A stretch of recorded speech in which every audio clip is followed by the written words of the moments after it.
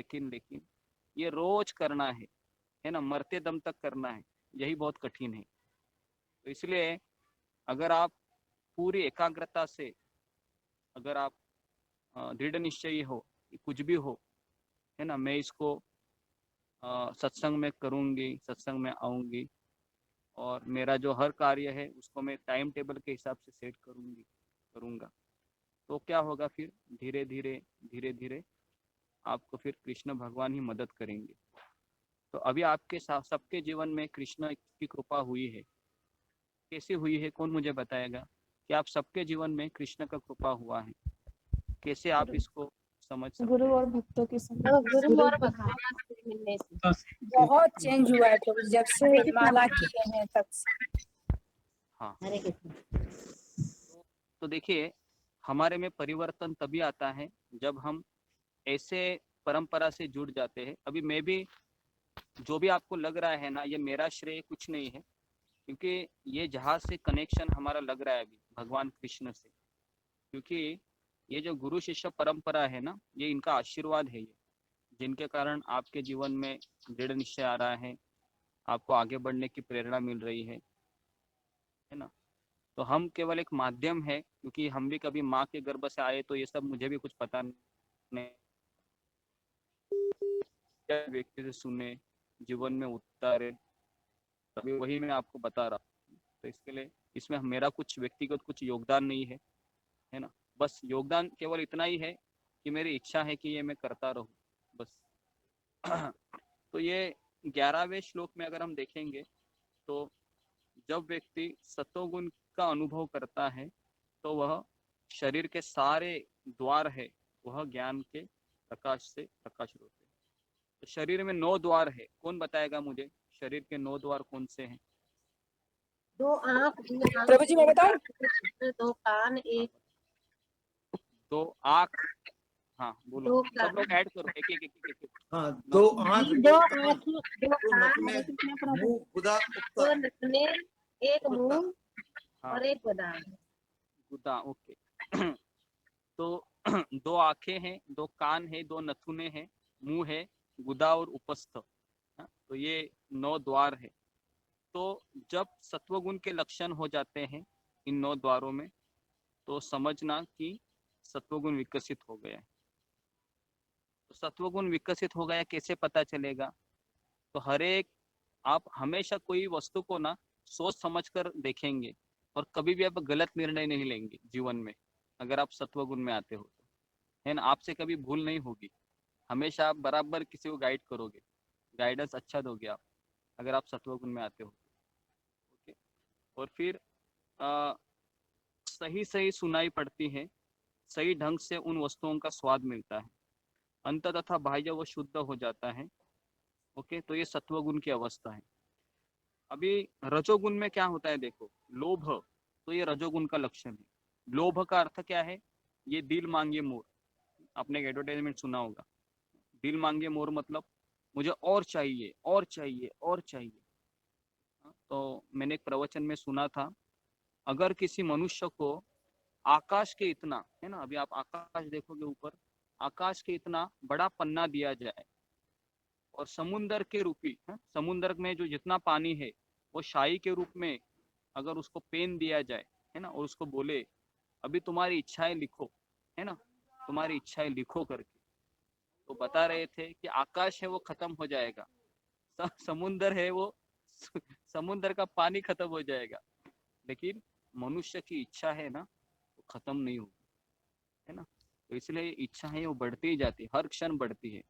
अगर आप railway station में जाओगे ना, दिल्ली, कोलकाता, बम्बई, आगरा, वहाँ पर बड़े बड़े बिलबोर्ड रहते हैं, आप 2 मिनट भी देखोगे ना उसको, तो आपकी इच्छा होगी कि चलो अभी इसको लेना ही है ना, ऐसा इच्छा हो जाता है तुरंत, है ना। तो उसके लिए ये इच्छाएं हमेशा मन में जन्म लेती है ना। तो इसके लिए एक आचार्य बताते हैं कि हमको कौन सी इच्छा करनी चाहिए। इच्छा यही करनी चाहिए कि मुझे कृष्ण की भक्ति करनी है, कृष्ण को प्रसन्न करना है, गुरु को प्रसन्न करना है, और मैं भगवान की सेवा करते करते करते करते एक दिन में मेरे शरीर को छोड़ना चाहूँगा। तो ये हमारा लक्ष्य होना चाहिए। नहीं तो क्या होगा, इस संसार में अगर हम अपनी इच्छाओं की पूर्ति करते रहेंगे तो जन्म मृत्यु के चक्र में अटकते रहेंगे हम, है ना। और वापस किसी माँ के गर्भ में जाना होगा, बराबर है ना। और माँ वो कोई भी हो सकती है, कुत्ता हो सकता है, बिल्ली हो सकता है कि नहीं, बराबर। तो इसके लिए यह अच्छा अवसर मिला है आपको, थोड़ा सा फाइट मारो, कुछ भी हो जाए 4 बजे मैं खड़ी होंगी, सेशन ज्वाइन करूंगी, चाहे यहाँ से वहाँ हो जाए। केवल मुझे 2 घंटा, अगर आप 4 से 6 भी आप सेशन अटेंड करते हो ना 2 घंटा, तो मैं इतना आपको कहूंगा कि पूरा दिन आपका अच्छा जाएगा, कुछ टेंशन नहीं होगा। टेंशन आएगा तो भी आप उसको झेल सकोगे, ये मैंने मेरे व्यक्तिगत जीवन में देखा है। इसके लिए कुछ भी हो जाए 4 बजे उठो, माला हाथ में पकड़ो, शुरू हो जाओ, हरे कृष्णा कृष्णा कृष्णा हरे हरे हरे हरे हरे राम राम राम। 6 बजे तक गुरु आके जी, क्षमा चाहती हूँ, बीच में रोक दिया। मैं ये पूछना चाहती थी, अगर वो व्यक्ति अगर बीमार हो जाए और वो कैसे करेगा प्रभु की भक्ति? अगर बीमार, ज्यादा ही बीमार है ना, तो भी उठ जाने का और लेट के जपा करने का, है ना। सोफे पे अच्छा। लेट के जपा, लेकिन जपा, लेकिन उठ, कृष्ण को दिखाना पड़ेगा ना तुमको कि भले मैं बीमार हूँ, है ना, लेकिन मैं उठ रही हूँ कृष्ण आपके लिए। हाँ, केवल आपको प्रसन्न करना है। तो कृष्ण यही तो देखते हैं ना कि मेरा भक्त भले बीमार है लेकिन मुझे छोड़ना नहीं चाहता है। ये क्या आदमी है ये, सही में। तो ये मेरे लिए इतना कर रही है, मेरे लिए क्या करना चाहिए। हाँ, हमारा कितना इच्छा है ना। मुझे याद है कि मैं अफ्रीका में था, मैं 2017 की बात है। तो मैं अफ्रीका में मैं गया था, मेरा आखिरी वो शिप था। तो मुझे मलेरिया हुआ था नॉर्थ अफ्रीका में। तो मुझे समझ में नहीं आ रहा था कि मैं क्या करूं। 104 डिग्री मेरा टेम्परेचर था, मेरे आजू बाजू कोई नहीं था। और मुझे कैप्टन ने कहा कि तुम अभी काम भी नहीं कर सकते तो तुम हॉस्पिटल चले जाओ। तो हॉस्पिटल में मैंने आँख खोली तो देखा एकदम बड़े बड़े अफ्रीकन डॉक्टर थे, एकदम हाइट भी उनका बहुत बड़ा था, दिखने में भी एकदम अजीब दिख रहे थे। और उनके पास बड़ा बड़ा इंजेक्शन भी था और इतना बड़ा सलाइन लगाया था कि कुछ समझ में नहीं आ रहा था कि मैं क्या करूँ क्या नहीं। लेकिन वो पता नहीं क्या हुआ कि मैं सुबह 4 बजे उठकर माला लेके मैं जप करने लगा था। तो एक मुझे एक क्लिक हुआ कि अगर मेरी इच्छा है ना अंदर से, तो कृष्ण मुझे टाइम पे उठाएंगे भी उस हालत में और मुझे सहयोग भी देंगे। तो करीबन मैं 5 दिन उस हॉस्पिटल में रहा। हाँ, मुझे वो खाना भी वो कहीं कहीं से लाके, क्योंकि मुझे मेडिसिन भी खाना था और वहाँ पर नॉनवेज ही मिलता था। तो वो लोग, मैंने कहा मैं नॉनवेज नहीं खाऊंगा, मैं मर जाऊंगा, लेकिन मैं नॉनवेज खाऊंगा नहीं। आप मेरे लिए कुछ प्रबंध करो, फ्रूट लाओ, दूध लाओ, कुछ तो लाओ। नहीं तो वो कोई तो ऐसे आटे का रोटी उनके पास था, किसी ढाबे में मिलता था, तो वो लेके आया था। बाद में उसने थोड़ा बहुत वो बॉयल आलू होते हैं वो लेके आया था। और उसके साथ फिर मैंने मन भगवान को भोग लगाया मन में ही, और उसको खा के फिर मैंने उधर 4-5 दिन मैंने निकाले। तो मुझे वो दिन याद आते हैं ना। और आज का दिन में मैं बैठा हूँ तो उसमें मैं देखता हूँ कि मेरे पास तो शक्ति भी नहीं थी कृष्ण, लेकिन आपने सारा मेरा वो चीज़ हैंडल कर लिया। तो इसके लिए मेरा विश्वास इतना है भगवान के प्रति, कोई अगर मुसीबत भी आ जाती है तो कृष्ण हमारी मदद करते हैं। और ये आपके जीवन में भी होगा अगर आप इच्छा करेंगे ना कि कृष्ण आप मेरे साथ है, आप मेरी भावनाओं को सुन रहे हैं, समझ रहे हैं, तो फिर मुझे और कोई व्यक्ति समझेगा नहीं समझेगा, मुझे इतना फर्क नहीं पड़ता है। तो ये अनुभव से आता है, ये 2-4 महीने में, 6 महीने में, 8 महीने में नहीं आता है। क्योंकि जब मेरे साथ ये इंसिडेंस हुआ तो कम से कम मुझे 15 साल हुए थे इस्कॉन में। तो देर देर लगता है। और इसमें भी काफ़ी सारे इंसिडेंट्स हुए हैं। मैं जब जहाज में काम कर रहा था तो एक दिन मैंने बताया भी था, लेकिन उसमें भी बहुत 2-4 इंसिडेंट्स ही मैं बता पाया।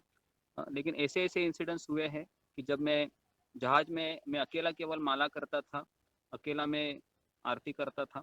तो मुझे एक ऐसा कुक मिला था जो भगवान ने ही उसको भेजा था मेरे लिए। हालांकि वो मेरे लिए वेजिटेरियन खाना भी बनाता था और शाम को वो हमेशा रामायण सुनने के लिए आता था। तो ऐसा मेरा 3 महीना 4 महीना अच्छे से चला गया जहाज में। तो ये सब चीजें मैं याद करता हूँ कि बीच समुंदर में भगवान ने कुछ ना कुछ हो, ये तो ऐसा व्यक्ति को तो भेजते हैं।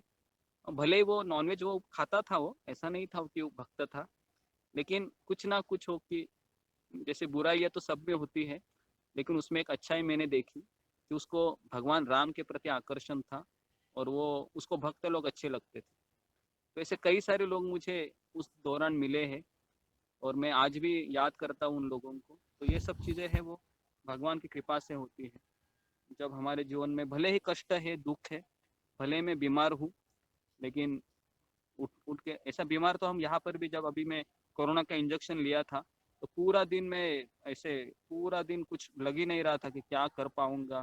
फिर भी मैं पसीना पसीना हुआ था, बुखार आया था। फिर पता नहीं 7-8 बजे मैं उठा और फिर माला करने लगा। फिर और मैंने सुना कि 16 माला होने के बाद छोड़ने का ही नहीं, तो कैसे तो मैंने खींच खींच खींच खींच करके 16 माला कर दिया। तो ये सब भगवान देखते हैं, समझ में आ रहा है ना। ये सब भगवान देखते हैं कि जब बीमारी में भी ये कर रहा है, बड़ी बात है ना? मैं ऐसा मेरा बड़प्पन नहीं कर रहा हूँ, मैं केवल बता रहा हूँ कि मैंने भी ऐसे, मेरे जो 2-4 ऐसे इंसिडेंट्स है कि तो हो जाता है वो, मतलब अगर हमारी इच्छा है तो। थैंक यू गुरुजी। तो अभी ये जो 12वां श्लोक है, जिसमें मैंने बताया कि ये लोभ है ना, ये सबसे डेंजरस चीज है। अगर हमारी इच्छा होती है, इच्छा पूरी होती है तो लोभ आता है, इच्छा पूरी नहीं होती है तो क्रोध आता है। तो ये हमारा प्रॉब्लम है ना। कल मुझे किसी ने मैसेज किया था, तो मुझे ये बहुत क्रोध आता है, क्या करूं, मेरा बेटा है वो मेरी बात ही नहीं मानता है, पता नहीं। तो मैंने सोचा इसका बेटा बात नहीं मानता है कि इसका पति बात नहीं मानता है, करे तो क्या करे, ठीक है नहीं। हर एक घर में किसी का ना किसी का कोई ना कोई भगवान ने सेट किया होता है ना। तो इसके लिए फिर क्या होता है कि अगर इच्छा पूरी होती है तो माँ के लिए एक सबसे बड़ा उसका अटैचमेंट बेटे के प्रति होता है, क्योंकि वो बाद में वो पति को भी ज्यादा ध्यान नहीं देती है। ठीक है, पति ने कुछ किया नहीं मेरे लिए, हाँ मेरा बेटा करेगा, तो फिर वो बेटे से बहुत अपेक्षाएं करती है। और जैसे बेटा का शादी होता है, अपनी पत्नी का सुनने लगता है तो उसको क्रोध आता है। फिर बोलता है कि ये भी ऐसे ही निकला, उसको मैंने क्या क्या नहीं किया, उसका सीसी साफ किया, सू साफ किया, इसको मैंने पढ़ाया लिखाया, हाँ मेरे पति को मैंने खाना नहीं खिलाया लेकिन इसको हमेशा टिफिन दिया, कॉलेज जाता था, और आज ये मेरे लिए कुछ नहीं किया, है ना। तो ये सब अपेक्षाओं का जिंदगी हम जब जीते हैं ना, तभी ये सारा गड़बड़ी होता है। लेकिन करे तो क्या करे, अपेक्षाएं तो अपने आप ही हो जाती है, बराबर कि नहीं। कितना भी हम गीता के क्लास सुने, अपेक्षा होती ही जाती है। तो उसके लिए हमको अलर्ट रहना होगा कि मैं हर क्षण हमको सोचना होगा कि क्या मैं कोई गलत इच्छा तो नहीं कर रहा हूँ। तो रजोगुनी व्यक्ति कभी तो पहले से प्राप्त पद से संतुष्ट नहीं होता, वो अपना पद बढ़ाने के लिए लालायित रहता है। जैसे कोई प्यून रहेगा कंपनी में, वो सोचेगा मैं क्लर्क बनूं, उसके बाद मैं मैनेजर बनूं, है ना, वो सोचता रहता है। अगर वो सोचता है मैं 1 BHK में रह रहा हूँ, मुझे 2 BHK चाहिए, वो सोचता है कि मेरी पत्नी सुंदर नहीं है इतना, तो मैं जरा दूसरी जगह देखता हूँ अभी, है ना। तो इस तरीके से वो रजोगुनी व्यक्ति का दिमाग चलता है ना? वो सदैव अपने परिवार के बीच तथा घर में रहकर इंद्रिय तृप्ति करते रहना चाहता है। तो ये हो गया रजोगुनी व्यक्ति। अभी तमोगुनी व्यक्ति है, उसमें क्या होता है कि अंधेरा, हाँ, उसके जीवन में अंधेरा रहता है हमेशा, क्योंकि ज्ञान ही नहीं होता है, इसके लिए प्रकाश नहीं है। और तमोगुनी व्यक्ति किसी नियम से बंधकर कार्य नहीं करता है। तमोगुनी व्यक्ति क्या है, मूडी रहता है, उसके मूड में आए वो खाना खा लेता है ना। तो आप में से वहां पर, आप में से है ऐसा कोई व्यक्ति जो मूड में आया उसने ब्रेकफास्ट किया, मूड में आया लंच किया, मूड में आया डिनर कर लिया, मूड में आया चलो रास्ते पे कुछ जिलेबी, है ना, गरम गरम जिलेबी दिख रही है, चलो खा लेता हूँ। तो ये हो गया मूडी व्यक्ति है। तो उसके लिए मैंने कहा है, देखो मैं आज भी आपको बोल रहा हूँ, अगर आपको जीवन में, है ना, अगर आपको जीवन में कृष्ण को प्राप्त करना है तो टाइम टेबल बनाइए। सुबह 4 बजे से उठने के बाद रात को 10 बजे तक मैं क्या करूंगी, ये पूरा टाइम टेबल सेट कीजिए। मान लो उतार चढ़ाव होगा उसमें, लेकिन आपका मन है आपको तकलीफ नहीं देगा। लेकिन आप मूड के हिसाब से रहेंगे, चलो अभी क्या कितना बजे, 9 बजे, चलो अभी मैं ब्रेकफास्ट करता हूँ, अभी कितने बजे, 1 बजे, अभी कितने बजे? 7-8 बजे। कल कितने बजे किया था? कल मैंने ऐसे ज़्यादा भूख लगी थी, इसके लिए 6 बजे प्रसाद ले लिया, ब्रेकफास्ट किया। तो ऐसा मूडी मूडी व्यक्ति है वह कृष्ण को प्राप्त नहीं कर सकता। हमको मूडी नहीं बनना है, हमें तो टाइम टेबल के हिसाब से चलना है। तो इसके लिए यहाँ पर बताया है कि तमोगुणी व्यक्ति है वह प्रमत्त, प्रमत्त मतलब पागल रहता है ना। जैसे आपने देखा होगा पागल व्यक्ति को पागल खाने में, पता नहीं देखा होगा कि नहीं, लेकिन पिक्चर में मैंने देखा है। पहले भक्ति में आने के पहले पिक्चर देखता था मैं, तो उसमें से पागल है ना वो कुछ भी ऐसे किसी को भी मारता था, किसी को भी बोलता है, कुछ भी बोलता है, उसको शौक दिए जाते हैं पागल को। तो वैसा तमोगुणी व्यक्ति होता है। तो ये हो गया 13 श्लोक हो गया। यहाँ तक किसी को कुछ पूछना है? 11, 12, 13 आगे बढ़ते नहीं, क्योंकि ये बहुत प्रोमिनेंट चीजें हैं, सत्वगुण, रजोगुण, तमोगुण। अगर ये समझते नहीं है ना तो आधी गीता आपको समझ में नहीं आएगी क्या चल रहा है, क्योंकि यही सब चल रहा है अभी, है ना। अचानक आप बैठे हैं, अचानक आपको कुछ खाने की इच्छा होती है ना। अभी बारिश का सीजन आएगा थोड़े समय में, तो आपको गर्मा गर्म पकौड़े खाने की इच्छा होगी, होगी कि नहीं? बारिश, पहला बारिश होता है ना, तो घर वाले बोलते हैं अभी पकौड़ा खाने लगते हैं, जरा थोड़ा सा पकौड़ा करो। तो ये अचानक इच्छा कहाँ से आती है? तो ये रजोगुण, तमोगुण, सत्वगुण का मिश्रण होता है। ओके, और अभी हम 14, 15, 16, 17, 18, अभी ये गुणों के द्वारा बंधन का प्रभाव, ओके, कैसे प्रभाव होता है। तो अभी कौन पढ़ेंगे? कैलाश जी पढ़ो, 14, 15, 16, 17। ओम नमो भगवते वासुदेवाय। ओम नमो भगवते वासुदेवाय। ओम नमो भगवते वासुदेवाय। यदा सत्वे प्रबद्धे तु प्रबलम याति देह भृत ततः उत्तम विदम लोकन अमलन प्रति प्रबद्धे। Translation bye Srila Prabhupada ji. जब कोई सत्वगुण में मरता है तो उसे महर्षियों के विशुद्ध उच्चतर लोकों की प्राप्ति होती है। रजसी प्रलम गत्वा करम संगिषु जयते तथा प्रलिनः तमसी मूढ़ योनिषु जयते। Translation bye Srila Prabhupada ji. जब कोई रजोगुण में मरता है तो वह सब सकाम कर्मियों के बीच में जन्म ग्रहण करता है, और जब कोई तमोगुण में मरता है तो वह पशु योनि में जन्म धारण करता है। कर्मण्य सुकृतस्य अहो सत्विकम निर्लम फलम रजसा तु फलम दुखम अज्ञानम तमसा फलम। पुण्य कर्म का फल शुद्ध होता है और सात्विक कहलाता है, लेकिन रजोगुण में संपन्न कर्म का फल दुख होता है, और तमोगुण में किए गए कर्म मूर्खता में प्रतिफलित होते हैं। सत्वतः संजन्ते ज्ञानम रजसः लोभ एव च प्रमद मोहो तमसः भवतः अज्ञानम एव च। सत्वगुण से वास्तविक ज्ञान उत्पन्न होता है, रजोगुण से लोभ उत्पन्न होता है, और तमोगुण से अज्ञान, प्रमाद और मोह उत्पन्न होता है। हरे कृष्णा प्रभु, दंडवत प्रणाम। हाँ, हरे कृष्ण। देखिए अभी ये जो सेक्शन पढ़ा है इन्होंने, कैलाश जी ने, तो अभी 14, 15 श्लोक में अभी मृत्यु के बाद क्या होता है वो बताया है। देखो, तो 14, 15वें श्लोक में बताया है अगर कोई सत्वगुण में मरता है, थोड़ा सा आवाज, किसी का माइक चालू है तो माइक बंद कीजिए। 14वें श्लोक में बताया है कि यदा सत्वे प्रवृद्धे तु प्रलयम याति देहभूत। जब कोई सत्वगुण में मरता है तो उसे महर्षियों के विशुद्ध उच्चतर लोकों की प्राप्ति होती है। तो इस ब्रह्मांड में 14 लोक है। पहला है ब्रह्मलोक, उसके बाद है जनलोक, फिर है तपलोक, फिर गंधर्वलोक है, फिर भूवरलोक, भूलोक, भूलोक अभी हम भूलोक में रह रहे, ये ऊपर से 7वां है, उसके नीचे 6-7 है, अतल, वितल, रसातल, तलातल, पाताल, ऐसे 7 लोक।